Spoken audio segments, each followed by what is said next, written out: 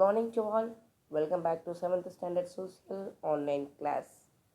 Students, you are all safe at home by God's grace. In our last class, we are studying Civics Unit 1, Women Empowerment. Half of the lessons we have completed. In that lessons, we have studied about the meaning for women empowerment and various roles played by women in society and the importance of women education. Up to this, we have completed in our last class. Today, we are going to see about the first women in India. Women first in India. First Women University, Maharasi Corve starts SNDT University in Pune with 5 students in 1916. First women to hold a union cabinet post, Vijay Lakshmi Pandit. First women to hold a union foreign minister's post, Sushma Swaraj, year 2014. First women youngest minister of our state, Sushma Swaraj.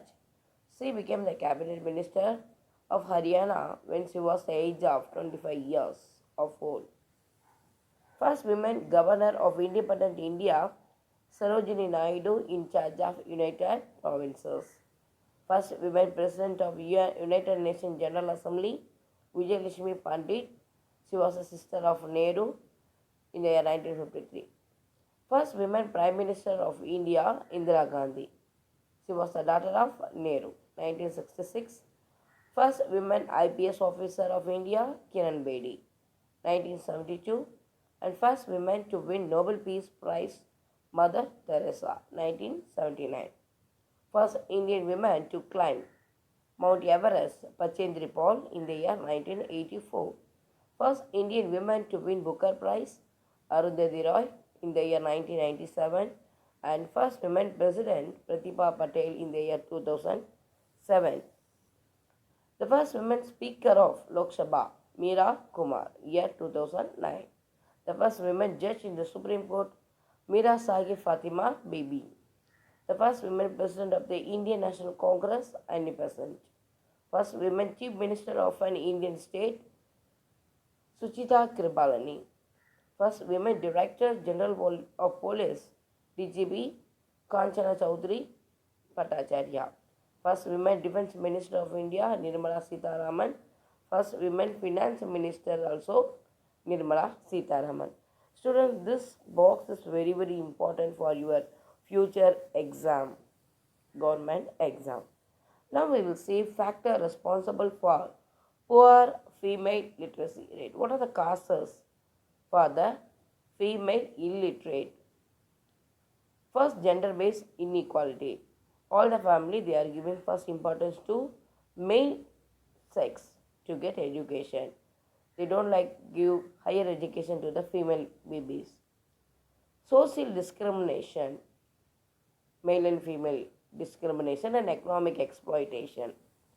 Occupation of girl child in domestic chores. So mostly babies, female children, they are using in doing housework. Low enrollment of girls in schools. All the schools, they are having very low enrollment of girls. Low retention rate and high dropout rate. Students, you see this male-female literacy rate in India. That's nearly 50 years, 60 years they undertook, 1951 to 2011. You see this one, the literacy rate of both male and female. Now we will see the role of women in the economic development. The country economic development or family economic development. What is the role occupied by the women? We will see now. Importance of women economic empowerment in society is inevitable. Empowerment is one of the main procedural concerns when addressing human rights and development. Women empowerment and achieving gender equality is essential. Underline this word. Women empowerment and achieving gender equality, that is both male and female equal. That is very essential for our society to ensure a permanent development of the country.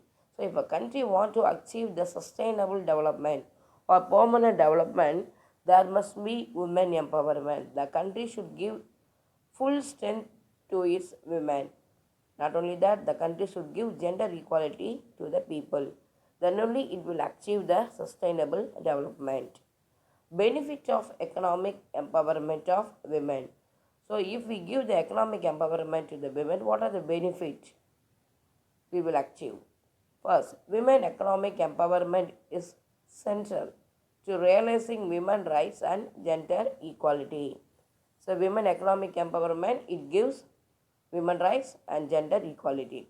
Empowering women in the economy and bridging gender gap in the world of work are key to achieve the agenda for sustainable development. So empowering women in the economy, it gives the sustainable development. When more women work, economics will be increased. Increasing women and girls' educational attainment, it contributes to women economic empowerment and more inclusive economic growth. So if we increase the women education or girl education, surely it must give women economic development and we can attain the economic growth. It is estimated that companies with 3 or more women in senior management functions score higher in all dimensions. So if the company have 3 or more senior officer, surely the company will score the higher in all dimensions of organizational performance. The company work will it functions smoothly. Now we will see the need for economic empowerment of women. Gender differences in laws affect both developing and developed economics and women in all regions. So if the country have gender inequality, surely the country will be affected. Women remain less likely to participate in the labor market than men around the world. So mostly in the labor market, labor means men labor only they conclude.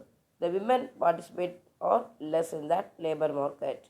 Women are more likely to be unemployed than men. Women are overrepresented in the informal and vulnerable employment. So women are participated in some dangerous function only. Globally, women are paid less than men. So universally and wholly, women are paying less payment than the men. Women bear disproportionate responsibility for unpaid care and domestic work. So most of the women are under to they are working in their home only. They are not giving any payment for their doing home work, housework. Unpaid care work is essential to the functioning of the economy, but often goes uncounted and unrecognized. This housekeeping work is not included in the economic growth. So this work is called as unpaid work. Doing work in the home is called as unpaid care work. But we are not paying money to that work. So it is uncounted or unrecognized one. Women are less likely to be entrepreneurs and face more disadvantages starting business. So mostly men entrepreneurs means owners. So yeah, less women only are in that field and they are facing so many disadvantages to start a company. Women are less likely than men to have access to financial institution or have a bank account. All the financial institutions they are hesitating to give loan to the women people. Women are still less likely to have access to social protection. Each and every women they are not able to come out their home at night, so they need some social protection. Violence and harassment in the world of work affect women regardless of age, location, income or social status. Another important problem for the women, that is violence and harassment in the world. So it affects their income and social status, etc. Indian society is known for its unity in diversity.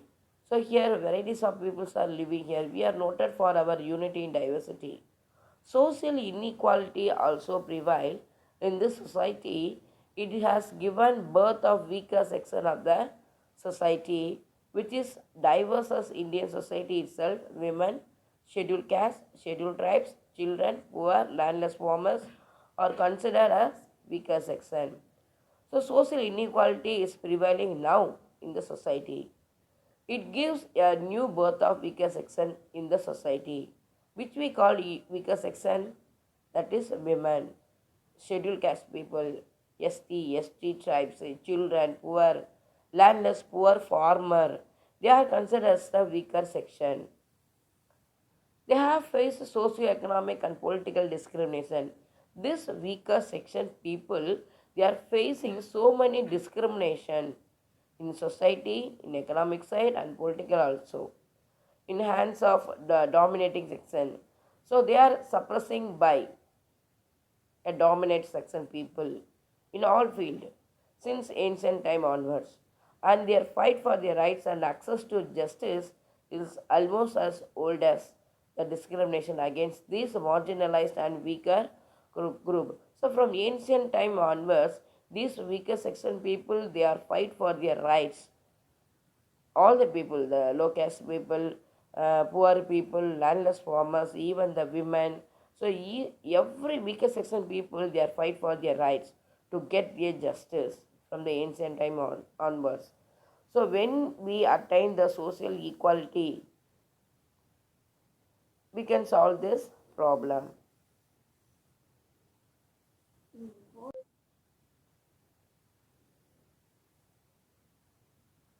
Summary: when women empowerment and issues related nowadays gain its importance worldwide. Personal rights, social equality, political power, and economic opportunity are the important aspect of women empowerment. Not this one. Personal rights. We must give personal rights to all the women in the world. And social equality. We have to treat both male and female equally. And we have to give political power. Women also must come in the political field in the higher order, and economic opportunity. These are the important aspects of women empowerment. World government, both the developed and developing countries, are sincerely working towards achieving the goal of women empowerment. So all the developed nation and developing countries, they are sincerely working to improve, to achieve the women empowerment. Almost the women population share 50% of the total population of the world. We can't imagine world peace and prosperity without empowering each and every woman on this planet. So in world population, 50% population shared by women only. So if you want to achieve world peace and world prosperity, there must be women empowerment. It is everyone responsible to make each woman into an independent and empowered woman. So each and every individual responsible to make every women child, women into an independent people and empowered women. Students, we have completed the first lesson in civics. Next is we are going to write third midterm exam. For the third midterm exam, we are having 3 lessons. History 1, Geography lesson number 2 and Civics lesson number 1. For midterm exams, I have completed the portion. Today I will give one word and detail. You mark the one word in your book and copy the detail in your classwork note and study well. Thank you.